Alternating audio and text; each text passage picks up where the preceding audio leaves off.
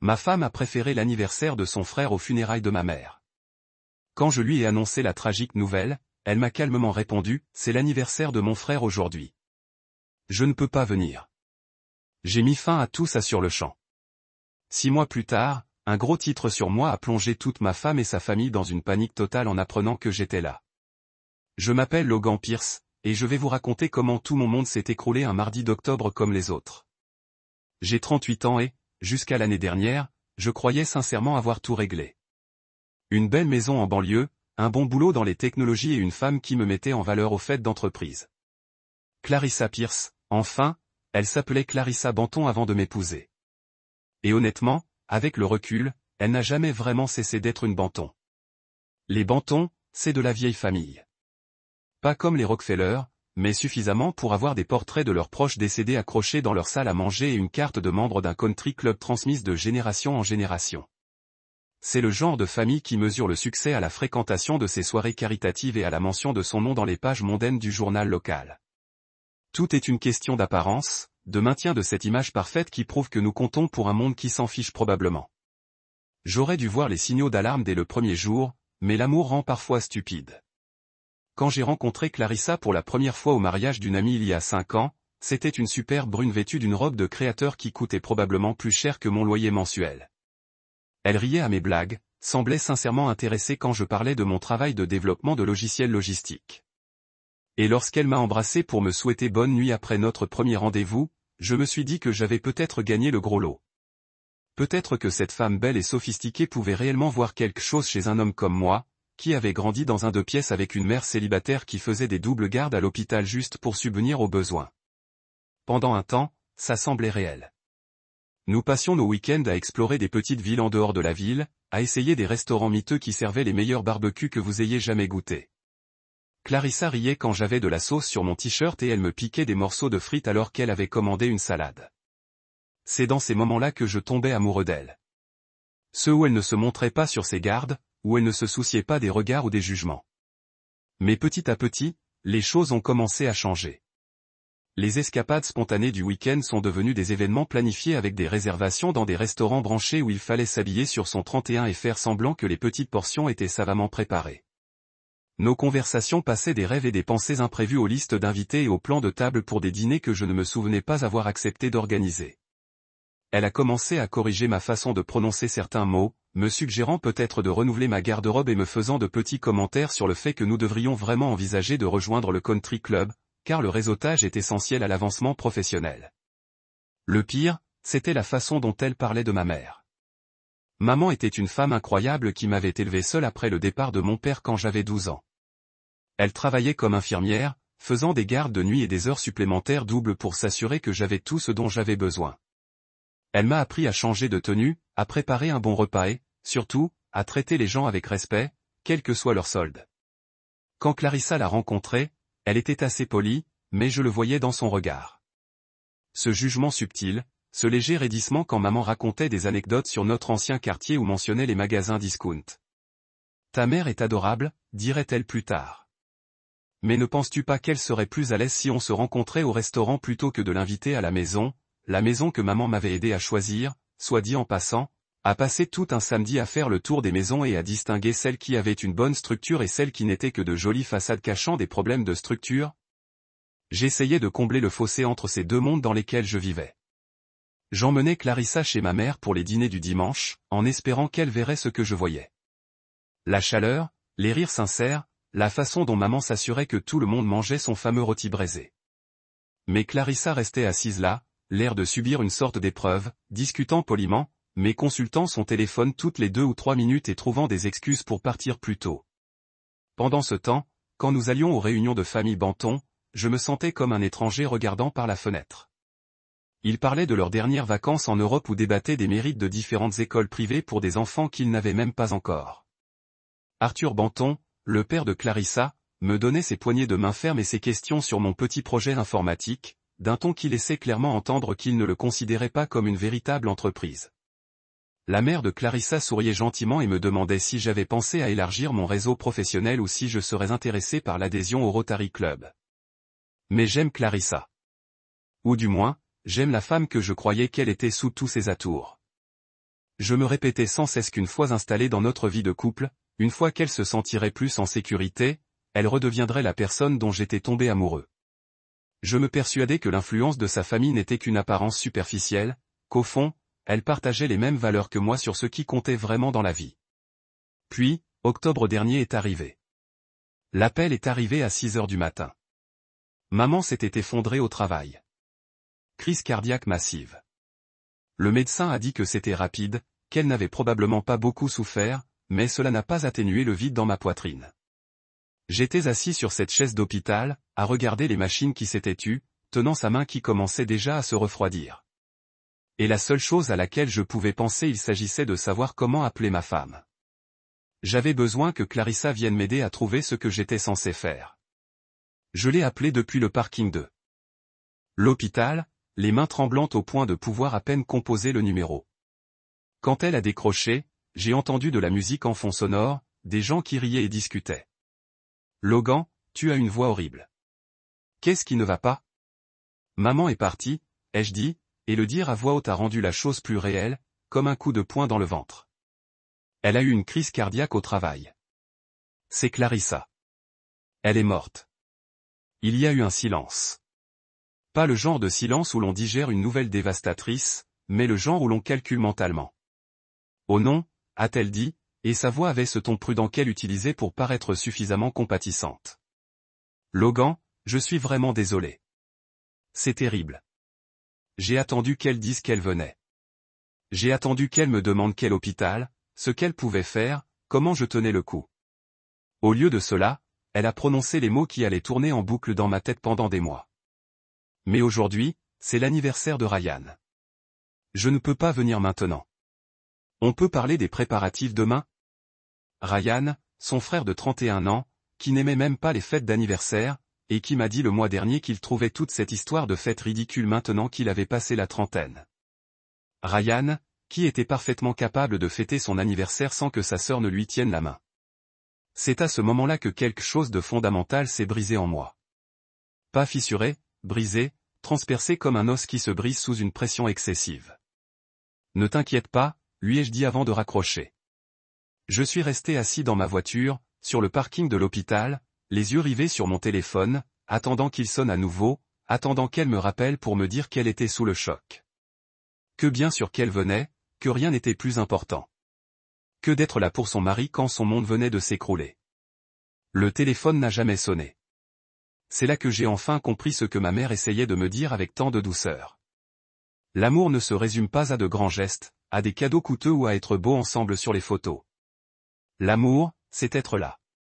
C'est être là quand tout s'écroule. Quand la vie devient chaotique, inconfortable et réelle. Et Clarissa venait de choisir un gâteau et des ballons de fête plutôt que d'être là pour l'homme qu'elle avait promis d'aimer. Pour le meilleur et pour le pire, quelque chose s'est brisé en moi ce jour-là. D'accord. Mais avec le recul, je pense que c'était peut-être ça qu'il fallait briser. Le funérarium sentait le désodorisant bon marché, essayant de masquer quelque chose auquel personne ne voulait trop penser. J'avais passé les 3 derniers jours à faire des arrangements qui semblaient surréalistes. Choisir un cercueil, choisir des fleurs, écrire une nécrologie pour la femme qui avait été tout mon univers pendant 38 ans. Chaque décision me donnait l'impression de vivre le cauchemar de quelqu'un d'autre, espérant me réveiller et trouver maman s'activant dans sa cuisine. Elle préparait probablement beaucoup trop à manger pour nous deux, comme toujours. Je n'arrêtais pas de consulter mon téléphone les premiers jours, pensant que Clarissa allait peut-être appeler. Peut-être qu'elle se rendrait compte de l'énorme erreur qu'elle avait commise et essaierait d'arranger les choses. Peut-être qu'elle se présenterait aux pompes funèbres pendant que je rencontrais le directeur, ou qu'elle enverrait des fleurs avec une explication qui expliquerait pourquoi l'anniversaire de son frère était plus important que la perte de la mère de son mari. Mais mon téléphone est resté silencieux et les seules fleurs qui sont arrivées étaient celles que j'avais commandées moi-même. Le matin des funérailles, je me suis retrouvé devant le miroir de ma salle de bain, essayant de nouer une cravate, les mains tremblantes. C'était la cravate noire que maman m'avait offerte pour mon mariage. Tout homme a besoin d'une bonne cravate pour les grandes occasions, avait-elle dit. Et l'ironie du sort ne m'a pas échappé, je la portais pour l'enterrer. J'ai continué à tout gâcher, à recommencer, de plus en plus frustré à chaque fois, jusqu'à ce que je finisse par abandonner et la laisser pendre autour de mon cou. Je suis arrivé aux pompes funèbres 1 heure plus tard. Je suis arrivé tôt, car je ne supportais plus d'être assis dans cette maison vide. Le directeur, un homme à la voix douce nommé Monsieur Henderson, qui avait probablement réconforté des milliers de familles en deuil, m'a tout expliqué une fois de plus. Où je m'asseyais, quand je parlais, comment tout se déroulerait.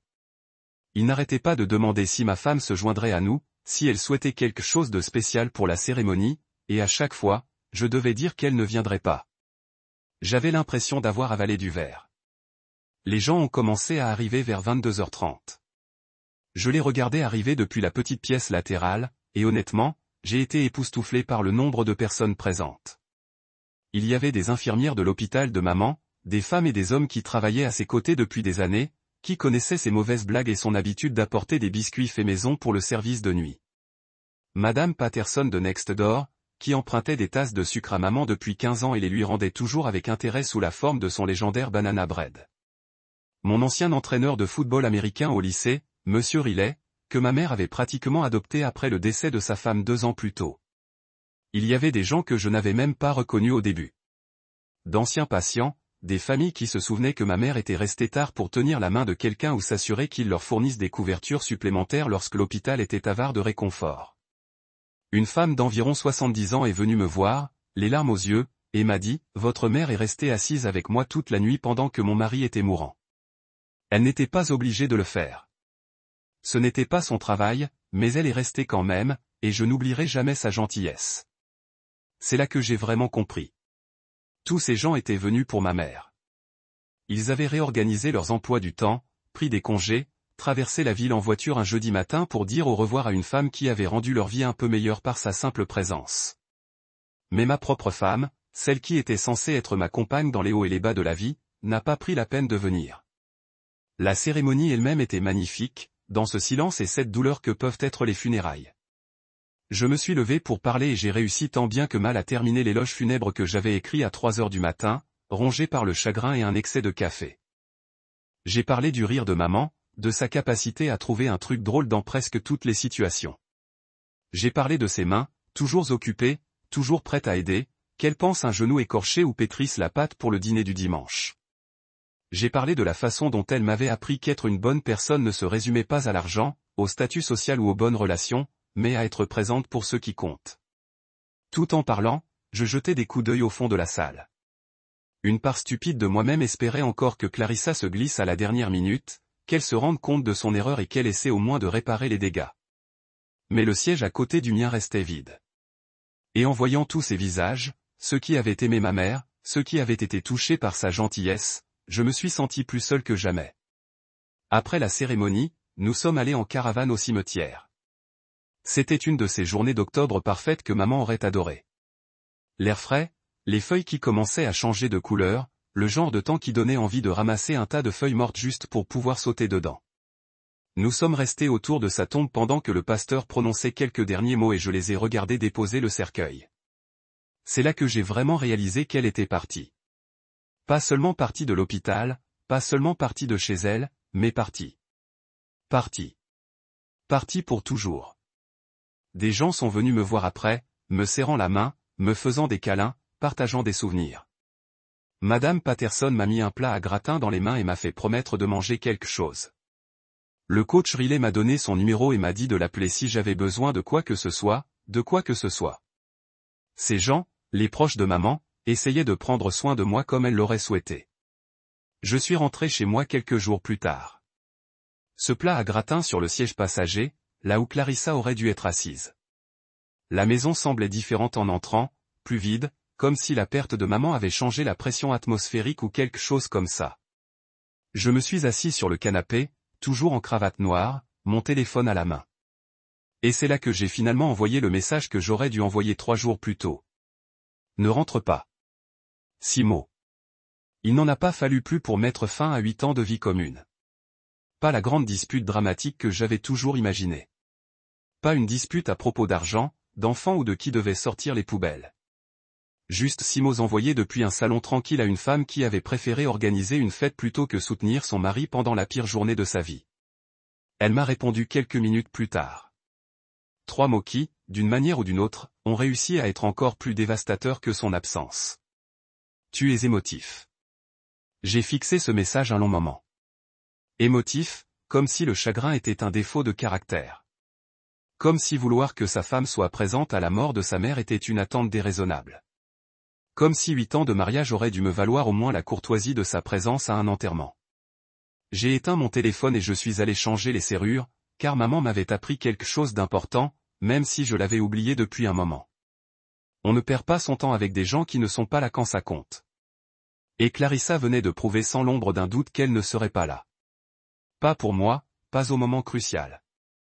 L'enterrement était terminé, mais à bien des égards, ce n'était que le début de tout le reste.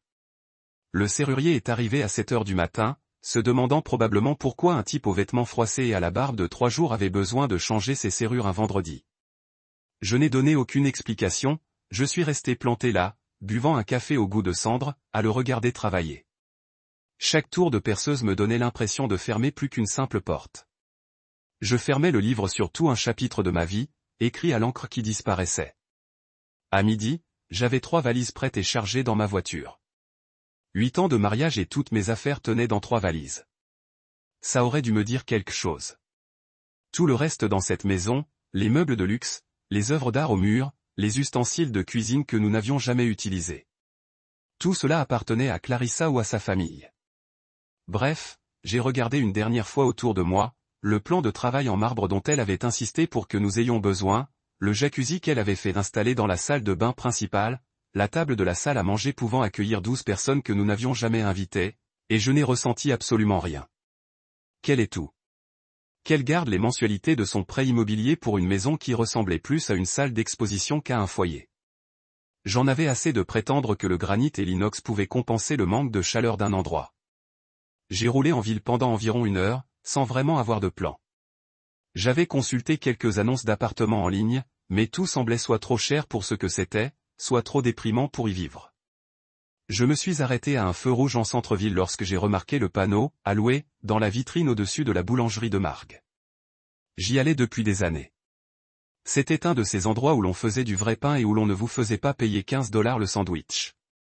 Le genre d'endroit où l'on se sentait bien. Je me suis garé et je suis entré, et l'odeur m'a immédiatement frappé. Du pain frais, de la cannelle, un peu de chocolat au four. Ça sentait le réconfort, comme l'odeur de la cuisine de maman le dimanche matin. Marge était derrière le comptoir, une femme d'une 60aine d'années, les mains saupoudrées de fleurs et le genre de sourire qui vous donnait l'impression d'entrer chez votre grand-mère. Logan, ça fait un bail, mon chéri. Comme d'habitude. Je venais ici depuis assez longtemps pour qu'elle connaisse ma commande. Un café noir et une pâtisserie qui me semblaient bonnes ce jour-là. Mais au lieu de commander, je me suis retrouvé à demander où était l'appartement du dessus. Oh, ce petit endroit, a-t-elle dit en s'essuyant les mains sur son tablier. Ce n'est rien d'extraordinaire, mais c'est propre et calme. Bill et moi le louions à des étudiants, mais on est trop vieux pour supporter la musique forte et les fêtes. On préfère avoir quelqu'un de fiable là-haut maintenant. Elle appela Bill, qui sortit de l'arrière-salle, couvert de fleurs et arborant un sourire qui rappelait celui de sa femme. Il faisait partie de ces couples mariés depuis si longtemps qu'ils commençaient à se ressembler, petits et ronds, avec des cheveux blancs et des rides d'expression autour des yeux. Ils m'emmenèrent à l'étage pour visiter l'endroit, et c'était parfait dans sa simplicité. Une chambre, une petite cuisine, un salon avec des fenêtres donnant sur la rue principale. Le mobilier était vieux mais confortable, et tout était impeccable. On ne cherche pas à faire fortune avec ça, dit Bill, en me précisant un loyer qui représentait environ la moitié de ce que je payais pour l'hypothèque de la maison. On veut juste quelqu'un qui s'en occupe et qui ne nous cause pas de soucis. J'ai signé le bail cet après-midi-là et j'ai emménagé le jour même. Marge a insisté pour apporter une assiette de biscuits et un thermos de café pour donner un coup de jeûne à l'endroit. Bill m'a aidé à porter mes valises à l'étage, et en moins d'1 heure, j'étais officiellement résident du centre-ville, vivant au-dessus d'une boulangerie tenue par 2 personnes qui m'ont traité comme un membre de la famille dès le premier jour. Cette première semaine a été étrange. Je me réveillais avec l'odeur du pain qui cuisait et le bruit des conversations de Marge et Bill avec les clients en bas. C'était comme vivre dans un tableau de Norman Rockwell, sauf que Norman Rockwell n'a probablement jamais peint un homme qui venait de faire exploser son mariage et qui cherchait à comprendre ce qui allait se passer ensuite. J'allais travailler tous les jours comme si de rien n'était, mais j'avais l'impression d'avancer dans le brouillard. Mes collègues savaient qu'il se tramait quelque chose, mais je n'étais pas prêt à en parler. Comment expliquer que sa femme ait préféré l'anniversaire de son frère aux funérailles de sa mère? Comment annoncer aux gens que son mariage s'est terminé non pas en fanfare, mais par un SMS qui vous a ému?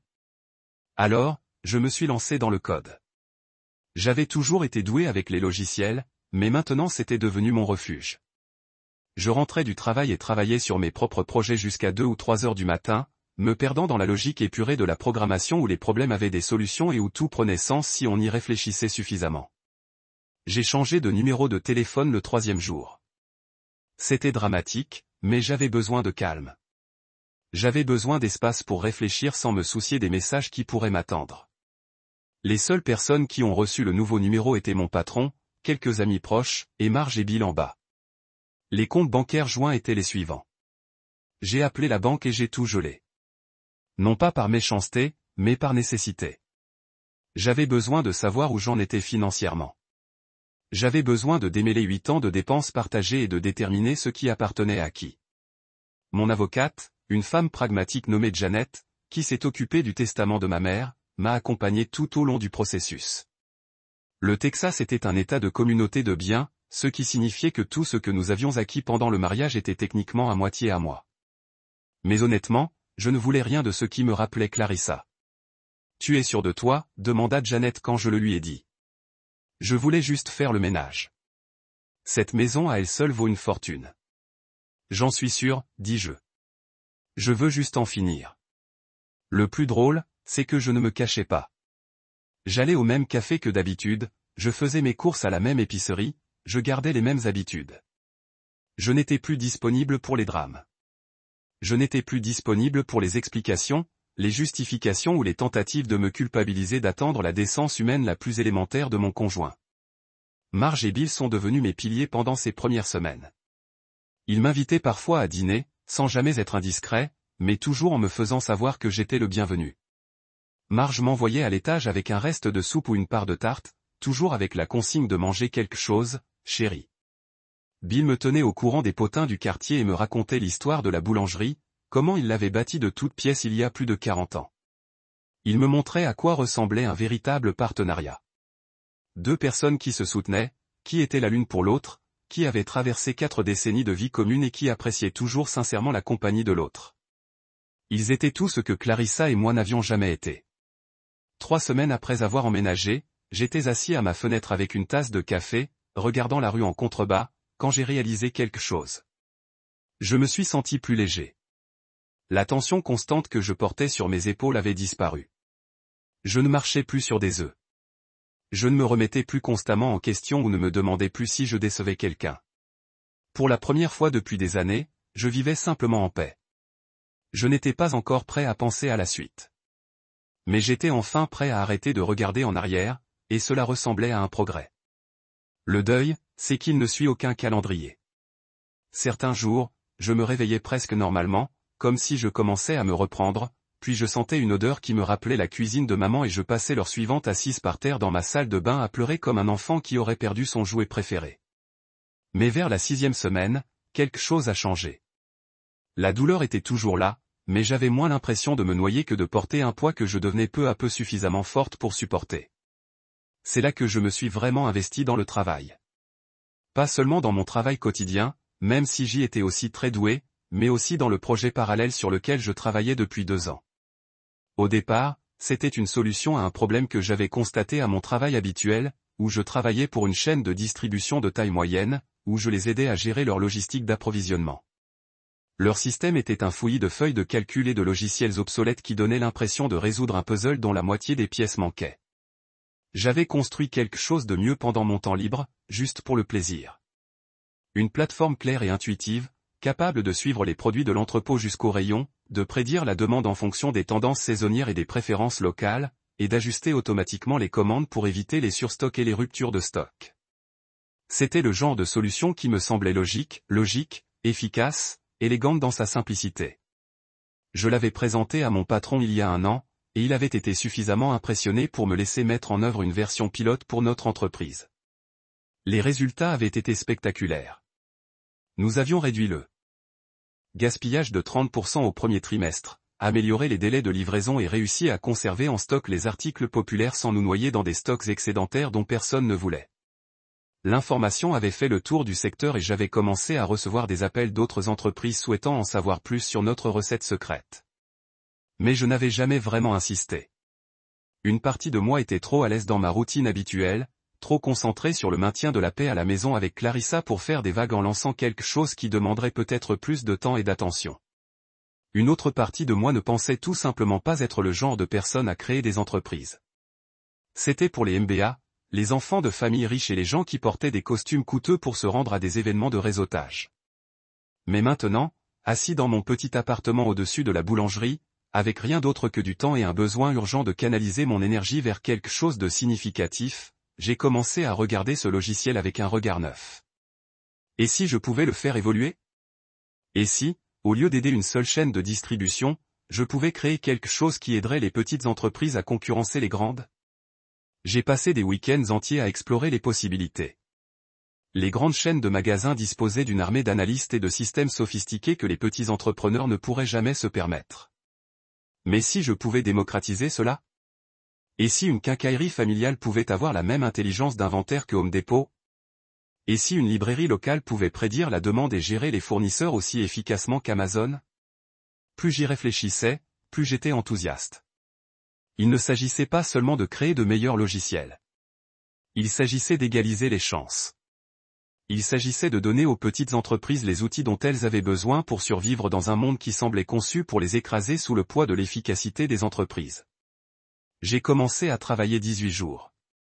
Je rentrais de mon travail habituel, je prenais ce que Marge avait laissé dans la cuisine de la boulangerie et je codais jusqu'à perdre la vue.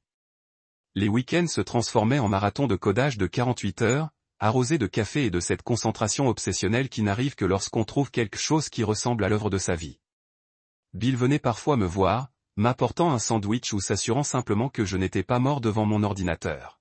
« Tu bosses d'arrache-pied là-haut, fiston » disait-il.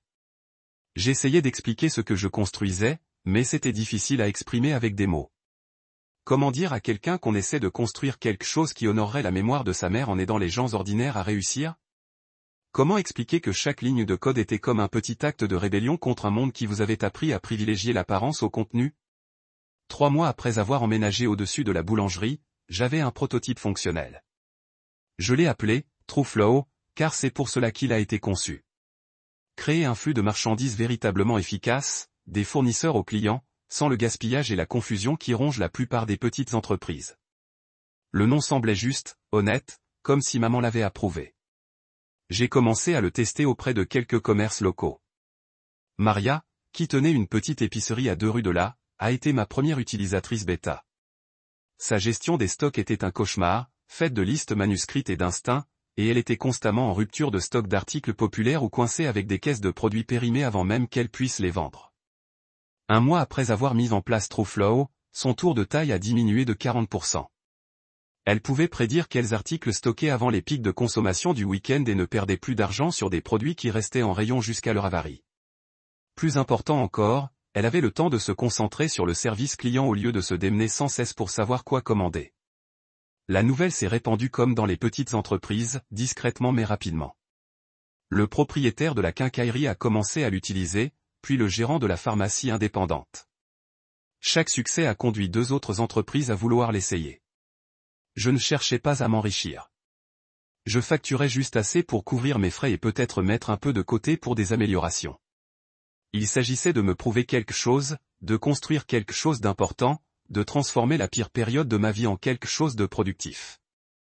Tard le soir, quand la boulangerie était calme et la rue déserte, je m'installais devant mon ordinateur pour peaufiner des algorithmes et ajouter des fonctionnalités. Et pour la première fois depuis la mort de maman, j'avais l'impression de faire quelque chose dont elle aurait été fière. Non pas parce que c'était à pas accent grave-l'œil ou impressionnant, mais parce que c'était utile, parce que ça aidait les gens. Je repensais à toutes ces nuits où elle rentrait épuisée de l'hôpital, mais trouvait encore l'énergie de m'aider à faire mes devoirs ou de m'écouter me plaindre d'un problème qui semblait énorme sur le moment. Elle m'a appris que le meilleur travail était celui qui rendait la vie des autres un peu plus facile, un peu meilleure. Le véritable flow devenait ce genre de travail, calme, régulier, plein de sens. Et tandis que l'hiver laissait place au printemps dans mon petit appartement au-dessus de la boulangerie, j'ai commencé à me dire que je devenais peut-être enfin l'homme qu'elle m'avait appris à être. Je me suis réveillé ce mardi matin comme je le faisais depuis 6 mois, bercé par l'odeur du pain frais qui montait du rez-de-chaussée et le chant de Marge qui fredonnait en se préparant pour le rush du matin. Mon téléphone vibrait sur la table de nuit, ce qui était bizarre car il était à peine 6h30 et les seules personnes qui avaient mon numéro savaient que je n'étais pas vraiment du matin. J'ai pensé que c'était probablement un appel indésirable et j'ai failli l'ignorer, mais quelque chose m'a poussé à vérifier. 47 appels manqués, 63 SMS, et ma boîte mail semblait avoir explosé du jour au lendemain. Le premier SMS venait de mon pote Jack, qui travaillait dans le journalisme technologique. « Mec, c'est quoi ce bordel? Pourquoi tu ne m'as rien dit ?» Le deuxième était de mon ancien colocataire de fac, Logan Pierce. Ce Logan Pierce. Nom de Dieu. Puis il y en a eu un de mon patron de la chaîne de magasins. Il faut qu'on se parle aujourd'hui. J'ai parcouru d'autres messages, devenant de plus en plus confus, jusqu'à ce que j'en trouve un avec un lien. L'aperçu montrait ce qui ressemblait à un titre d'actualité, mais je ne parvenais pas à lire le texte intégral sur l'écran de mon téléphone. J'ai cliqué dessus et la page s'est chargée lentement, comme si l'univers créait un suspense pour un moment qui allait tout changer. Une start-up locale de développeurs de logiciels devient du jour au lendemain une licorne milliardaire. J'ai regardé ce titre pendant probablement une minute entière, le lisant encore et encore, attendant que les mots aient un sens. Puis j'ai vu le sous-titre, l'ex-mari de la mondaine Clarissa Banton Pierce lance TrueFlow, attirant des investissements massifs d'une société mondiale de capital risque. Qu'est-ce qui se passe au juste? J'ai continué à lire et lentement, les pièces ont commencé à se mettre en place. Apparemment, alors que je construisais tranquillement TrueFlow et le testais auprès d'entreprises locales, la nouvelle s'était répandue à travers des canaux dont j'ignorais même l'existence. Une société de capital risque appelée Meridian Partners, le genre de société qui a investi dans les prochains Google et Facebook, traquait les petites entreprises de logistique et, d'une manière ou d'une autre, TrueFlow s'était retrouvé sur leur radar. L'article mentionnait qu'il surveillait les mesures de performance de ma plateforme via une sorte de service d'analyse industrielle. Je n'avais jamais entendu parler de la réduction de 40% des déchets à l'épicerie Maria, des améliorations d'efficacité à la quincaillerie, des réussites qui me semblaient si petites et locales. Apparemment, ils avaient totalisé quelque chose qui semblait vraiment impressionnant lorsque l'on comparait les chiffres de plusieurs entreprises. Meridian avait contacté mon avocate, Janet, il y a 3 semaines. Elle avait essayé de me contacter, mais j'étais tellement enfoui dans le code que j'ignorais la plupart de mes appels et de mes emails. Comme je n'avais pas répondu, ils avaient fait ce que l'article appelait une offre non sollicitée sans précédent pour 40% de TrueFlow, valorisant l'entreprise à 2,8 milliards de dollars. 2,8 milliards de dollars pour un logiciel que j'avais construit en pyjama au-dessus d'une boulangerie.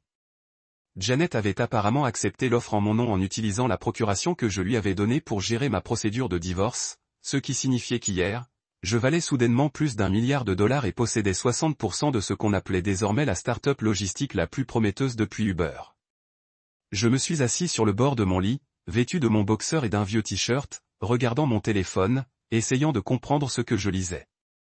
L'article poursuit en expliquant comment TrueFlow révolutionnait la gestion de la chaîne d'approvisionnement pour les petites et moyennes entreprises et comment Meridian Partners pensait pouvoir démocratiser l'intelligence logistique de manière à modifier fondamentalement le paysage de la vente au détail. Maria a cité des citations expliquant comment le logiciel avait sauvé son entreprise. Des analyses d'experts du secteur ont déclaré que TrueFlow représentait l'avenir de la gestion des stocks. Il y avait des projections sur la pénétration du marché et le potentiel de croissance qui m'ont fait tourner la tête. Et puis, enfoui à peu près au milieu de l'article, se trouvait la partie qui m'a fait comprendre pourquoi mon téléphone explosait depuis l'aube. Pierce était auparavant marié à Clarissa Banton Pierce, fille de l'éminent financier Arthur Banton et un incontournable de la scène sociale de la ville. Le couple a divorcé l'année dernière dans des circonstances non révélées. Ils avaient trouvé le lien. La presse spécialisée, les journaux économiques, les blogs à potins, ils s'accordaient tous pour dire que l'homme qui venait de devenir milliardaire du jour au lendemain était le même qui avait été marié à l'une des personnalités les plus en vue de la ville. Et maintenant, c'était partout. J'ai parcouru plus d'articles et chacun semblait ajouter plus de détails. Un génie technologique solitaire émerge d'un divorce pour bâtir un empire logistique. De la rupture conjugale à la perturbation du marché, l'histoire de Logan Pierce. Célibataire milliardaire. L'ascension du mystérieux fondateur de TrueFlow. Certains d'entre eux avaient des photos, d'anciennes photos d'événements d'entreprise où Clarissa et moi avions posé ensemble, ressemblant au parfait couple à succès. Voir ces images, c'était comme regarder des étrangers, comme si c'était une vie différente vécue par des personnes différentes. Mon téléphone a recommencé à sonner et cette fois j'ai reconnu le numéro. C'était Janet. Logan, Dieu merci, a-t-elle dit quand j'ai décroché. J'essaie de vous joindre depuis des heures. Nous devons parler. Janet, que s'est-il passé? Pourquoi ne m'as-tu pas parlé de cette histoire de Méridian? J'ai essayé.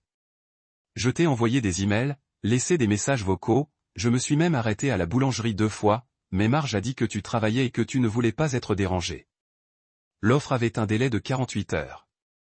Et étant donné le montant dont nous parlons, j'ai pris une décision exécutive pour protéger vos intérêts.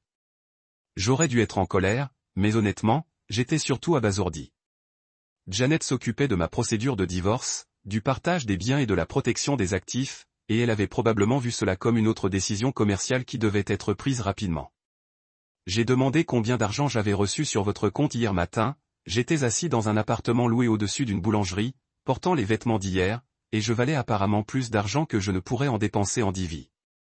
Sinon, dit Janet, et sa voix avait ce ton prudent que les avocats utilisent lorsqu'ils sont sur le point de livrer des nouvelles qui ne vont pas vous plaire.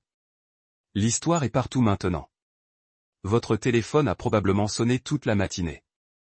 C'était un euphémisme. Pendant que nous parlions, je pouvais voir plus d'appels arriver, plus de SMS apparaître. Mes emails continuaient d'augmenter, des journalistes, de vieux amis, des contacts professionnels dont je n'avais pas entendu parler depuis des années, des gens dont je n'avais jamais entendu parler du tout. Que dois-je savoir? Ai-je demandé. Eh bien, Janet a déclaré, les membres de la famille de Charissa ont appelé mon bureau toute la matinée. Sa mère, son père, et même son frère. Ils veulent tous discuter de la situation. Le frère Ryan, le gars dont la fête du 31e anniversaire avait été plus importante que les funérailles de ma mère. Et Clarissa, elle a appelé 14 fois depuis 7 heures, a laissé 2 messages vocaux vous demandant si vous seriez prêt à vous rencontrer pour prendre un café pour discuter. J'ai ri et cela a semblé amer même à mes propres oreilles. Il y a 6 mois. Quand j'avais besoin que ma femme se présente pour le pire jour de ma vie. Elle avait été trop occupée à préparer les gâteaux et la fête. Maintenant que les journaux me traitaient de milliardaire. Soudain, elle eut envie de prendre un café et de discuter. Dites-leur à tous la même chose. J'ai dit, non, Logan. Non, Janet. Je le pense vraiment. Pas de réunion, pas de café, pas de discussion. Je ne suis pas intéressé par ce qu'ils ont à dire. Après avoir raccroché, je suis resté assis là pendant un long moment, écoutant les bruits de la boulangerie qui s'animait en bas.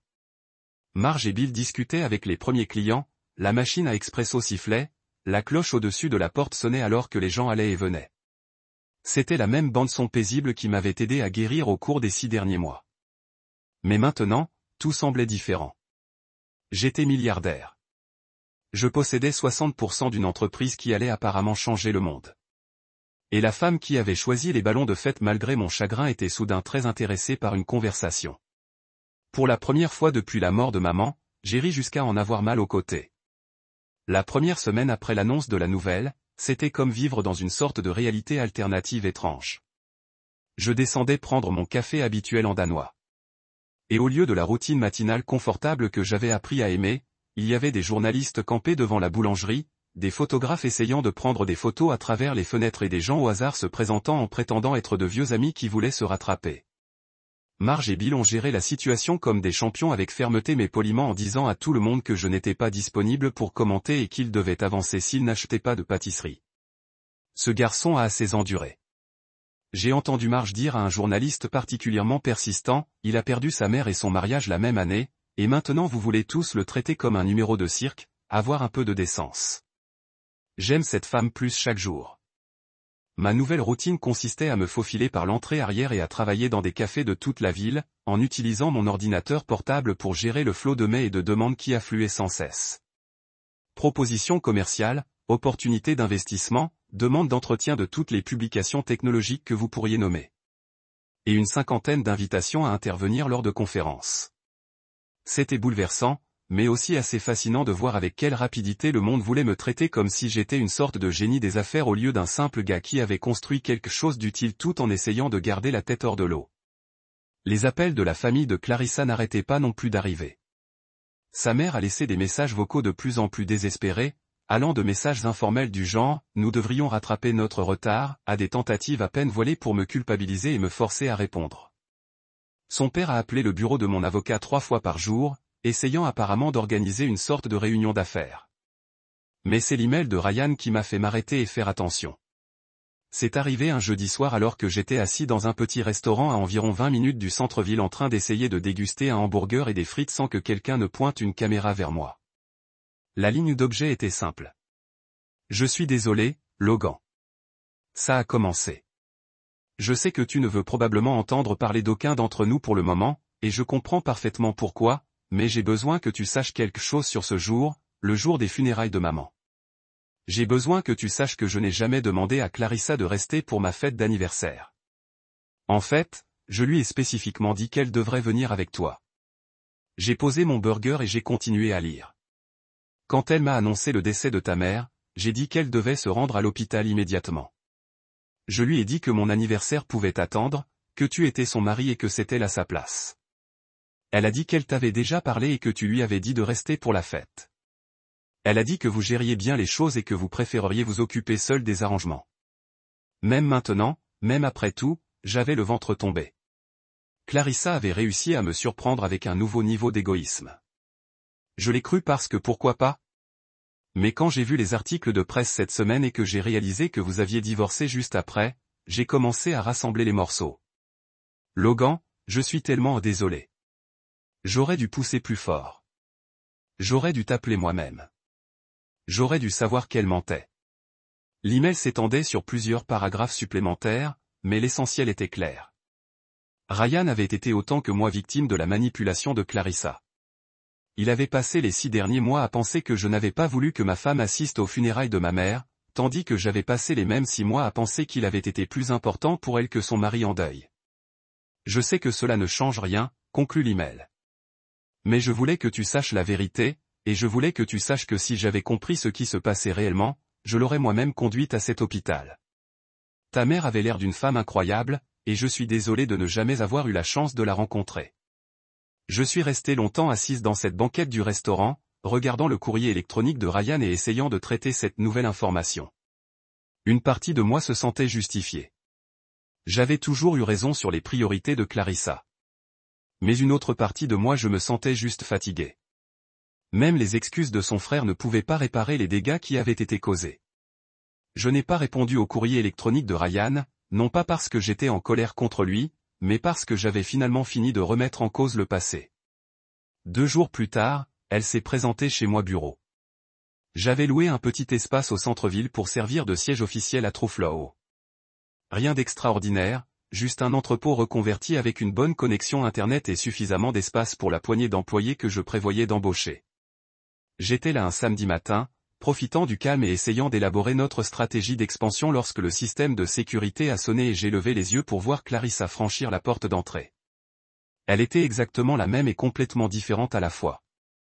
Même cheveux parfaitement coiffés, même vêtements coûteux, même maquillage soigneusement appliqué qui lui donnait l'air de sortir d'un magazine. Mais il y avait quelque chose de désespéré dans ses yeux, quelque chose de frénétique dans sa façon de bouger, comme si elle essayait de se convaincre autant que moi qu'elle avait sa place ici. Logan, dit-elle, et sa voix avait ce ton haletant qu'elle utilisait lorsqu'elle essayait d'être charmante. Je suis tellement contente de t'avoir trouvé. Il y a 6 mois, l'avoir aurait été dévastateur. No, he said turning back to my computer. We really don't. Please. She moved closer to my desk, and he could smell her perfume. The same expensive stuff she'd always worn. The scent that used to make me think of home, and now just reminded me of everything I'd lost. I know you're angry, and you have every right to be. But I need you to understand. I understand perfectly, he interrupted. You chose your brother's birthday party over your husband's mother's funeral. End of story. Ce n'était pas comme ça, dit-elle. Et il y avait de vraies larmes dans ses yeux maintenant. Des vraies, pas ceux calculés qu'elle utilisait pour obtenir ce qu'elle voulait. Je ne pensais pas qu'elle était vraiment partie.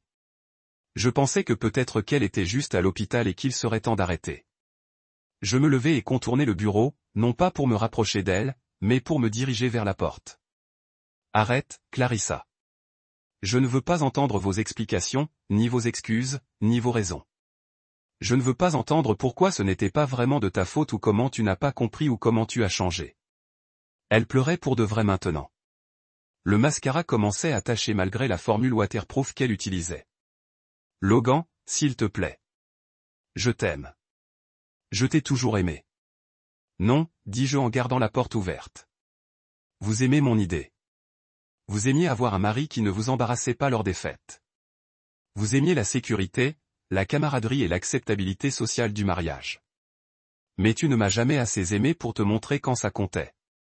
J'ai fait une erreur, murmura-t-elle. Tu as fait un choix, ai-je corrigé. Et maintenant je fais le mien. J'ai appelé la sécurité et ils l'ont escorté doucement mais fermement par les fenêtres du bureau.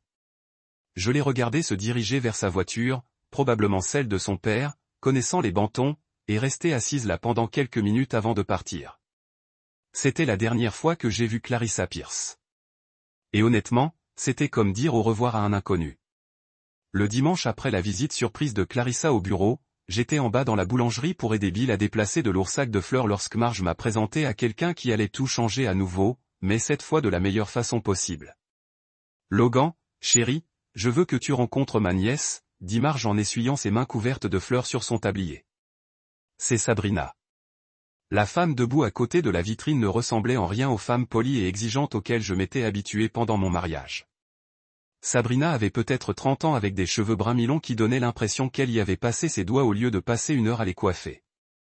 Elle portait un jean et un t-shirt délavé annonçant un marché de producteurs locaux. Et quand elle souriait, cela atteignait ses yeux d'une manière qui semblait tout à fait authentique. « Ravie de vous rencontrer enfin », dit-elle en tendant une main qui avait de la terre sous les ongles. Pas d'une manière grossière, mais d'une manière qui suggérait qu'elle travaillait réellement avec ses mains pour gagner sa vie. Chez Marge, on parle constamment de toi. Je commençais à penser que tu étais une sorte de créature mythique qui vivait à l'étage et survivait uniquement grâce au café et aux pâtisseries. Mon camion déglingué faisait des livraisons à tous ceux qui achèteraient à une mère célibataire avec plus d'ambition que de sens. Voilà. Maman célibataire, je me suis retrouvée curieuse plutôt que dissuadée. Quel âge a votre enfant ? Jordan a 8 ans, dit-elle, et tout son visage s'éclaira. Il est à l'entraînement de football en ce moment, c'est pourquoi j'ai le temps de rendre visite à des humains normaux au lieu de passer mon samedi après-midi à expliquer pourquoi nous ne pouvons pas avoir un chiot pour la 15e fois cette semaine. Nous avons fini par parler pendant 2 heures, non pas d'affaires, ni d'argent, ni d'apparence, mais de choses réelles. Elle m'a raconté avoir démarré son entreprise de produits frais après le départ de son ex-mari quand Jordan avait 3 ans.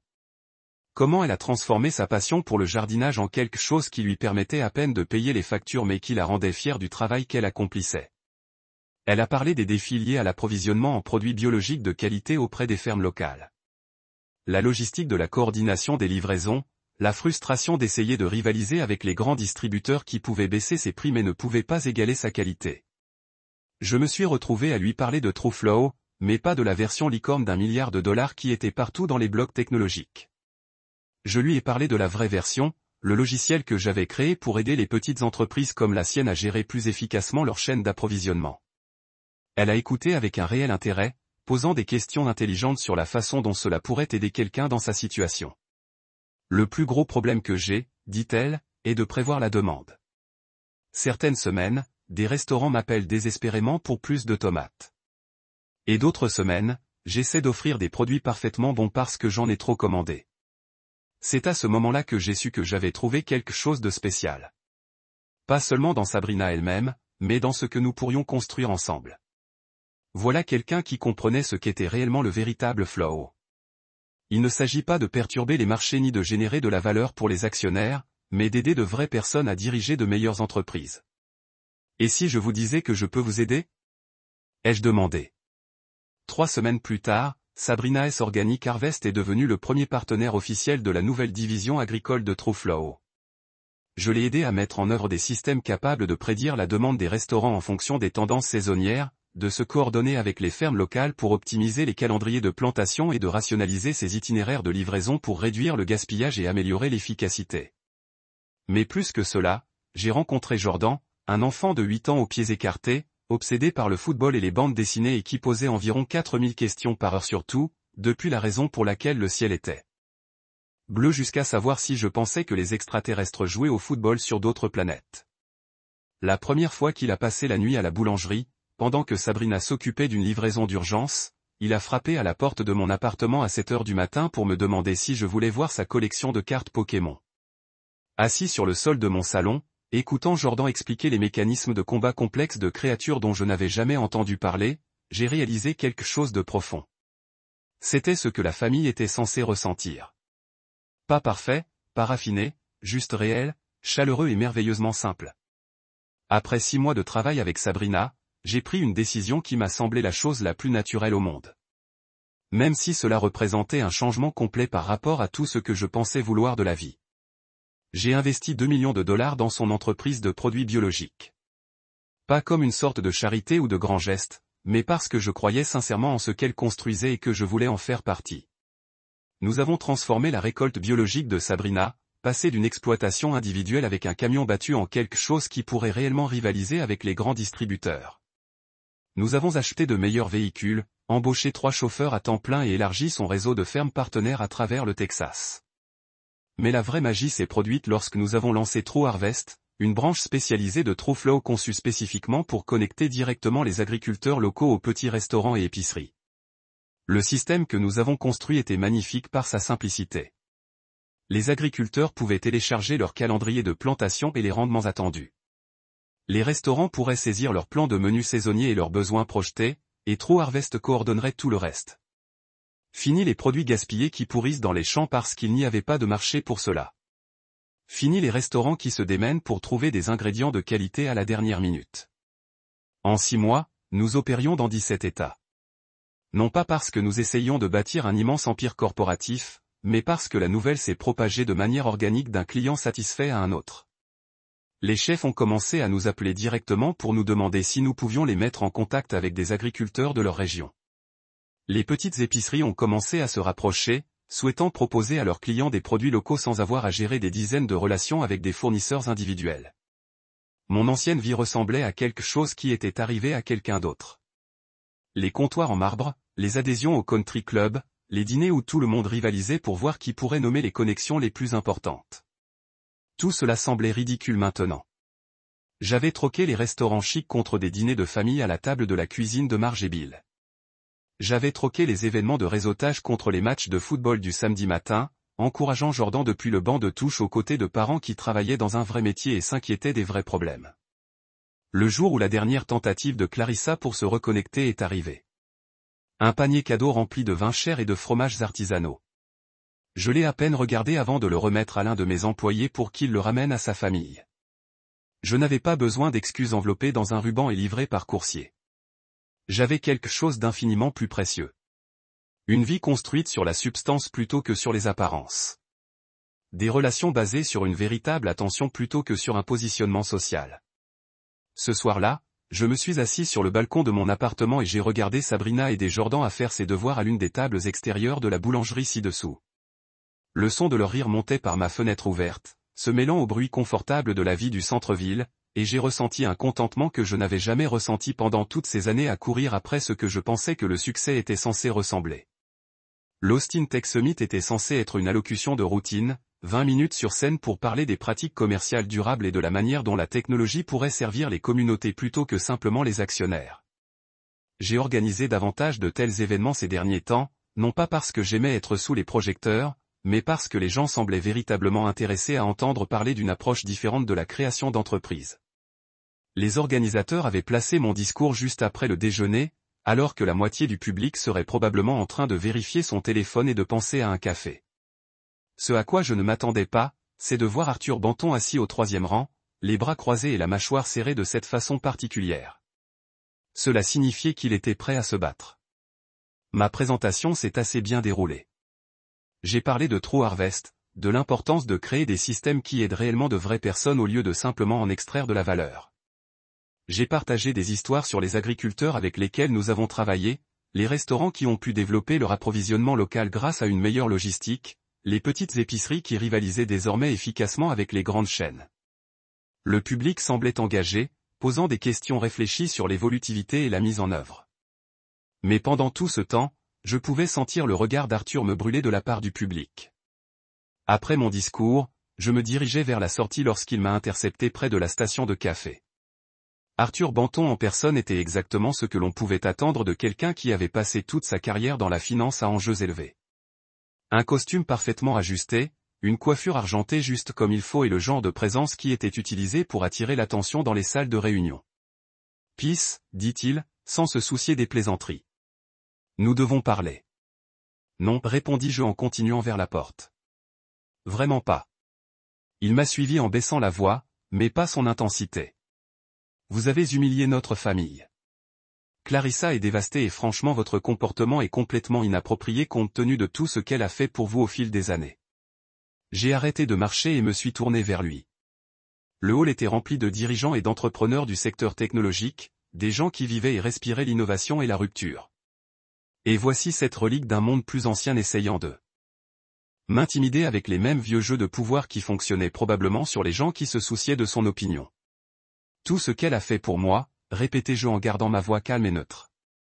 C'était comme sauter les funérailles de ma mère pour assister à une fête d'anniversaire, comme ce genre de soutien.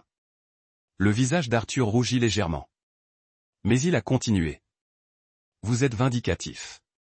Vous avez transformé cela en une sorte de spectacle public, et cela doit cesser.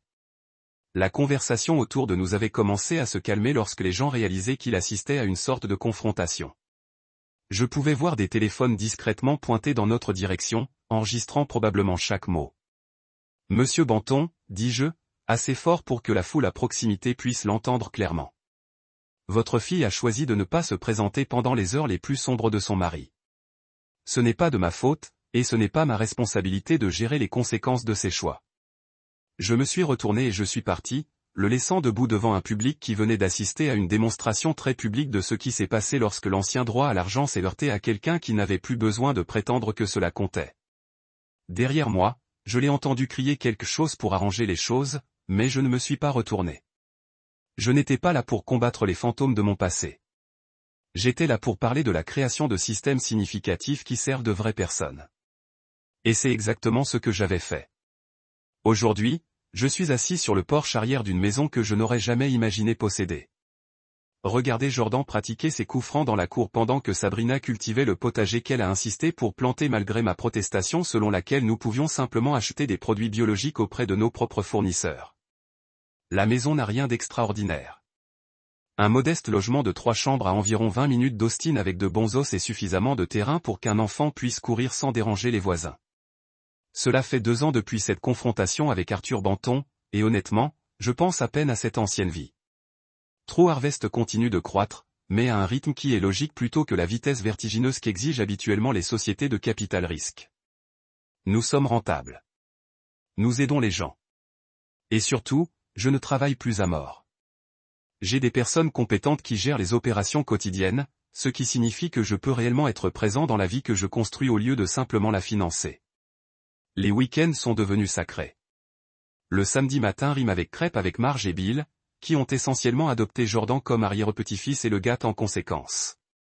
Les dimanches après-midi sont consacrés aux matchs de football, où je suis devenu en quelque sorte le gars qui apporte des tranches d'orange et applaudit assez fort pour embarrasser Jordan de la meilleure façon possible. Les soirées sont consacrées à l'aide aux devoirs, au dîner de famille et au genre de vie domestique tranquille qui m'aurait ennuyé insensé il y a 5 ans, mais qui me semble maintenant être le travail le plus important que j'ai jamais fait. Le mois dernier, Jordan m'a demandé si mon mariage avec Clarissa me manquait. La question est venue de nulle part alors que nous construisions ensemble une maquette d'avion. Le genre de curiosité aléatoire dans laquelle les enfants de 8 ans se spécialisent. Pas même un tout petit peu. Je lui ai dit et je l'ai complètement minutieusement. Parfois, je visite la tombe de maman. Le cimetière est paisible à cette période de l'année et j'amène toujours ses marguerites préférées du jardin de Sabrina. Je lui parle de la dernière victoire de Jordan au football, du nouveau contrat de Sabrina avec une chaîne de restaurants à Dallas, de la façon dont Marge m'apprend à faire du pain le dimanche matin. J'ai enfin trouvé des gens qui se présentent quand ça compte, maman. Ai-je dit lors de ma dernière visite, à genoux près de sa pierre tombale sous le soleil du matin, comme vous le faisiez toujours. Et je sais avec le genre de certitude qui vient d'une dure sagesse qu'elle serait fière de l'homme que je suis devenu. Pas à cause de l'argent ou du succès commercial, mais parce que j'ai finalement appris la différence entre construire une vie et simplement entretenir une image. Je n'ai pas simplement quitté un mauvais mariage. Je suis entré dans une vie meilleure entouré de gens qui comprennent que l'amour n'est pas une question de grands gestes ou d'apparence parfaite. Il s'agit d'être présent jour après jour pour les personnes qui comptent le plus.